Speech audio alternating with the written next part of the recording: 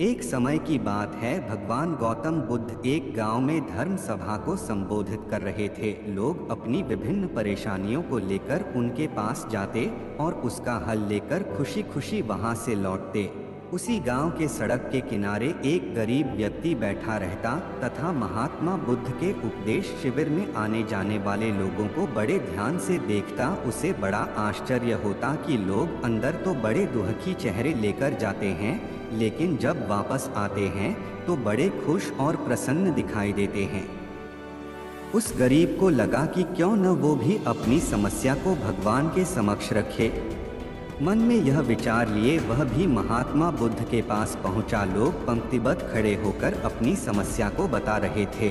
जब उसकी बारी आई तो उसने सबसे पहले महात्मा बुद्ध को प्रणाम किया और फिर कहा, भगवान, इस गांव में लगभग सभी लोग खुश और समृद्ध हैं, फिर मैं ही क्यों गरीब हूँ। इस पर उन्होंने मुस्कुराते हुए कहा, तुम गरीब और निर्धन इसलिए हो क्योंकि तुमने आज तक किसी को कुछ दिया ही नहीं।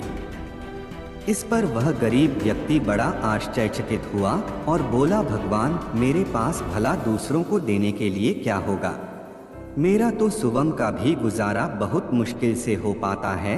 लोगों से भीख मांगकर अपना पेट भरता हूँ। भगवान बुद्ध कुछ देर शांत रहे, फिर बोले, तुम बड़े अज्ञानी हो। औरों के साथ बांटने के लिए ईश्वर ने तुम्हें बहुत कुछ दिया है, मुस्कुराहट दी है जिससे तुम लोगों में आशा का संचार कर सकते हो, मुख दिया है ताकि लोगों से दो मीठे शब्द बोल सकते हैं, उनकी प्रशंसा कर सकते हो, दो हाथ दिए हैं, लोगों की मदद कर सकते हो। ईश्वर ने जिसको ये तीन चीजें दी है वह कभी गरीब और निर्धन हो ही नहीं सकता।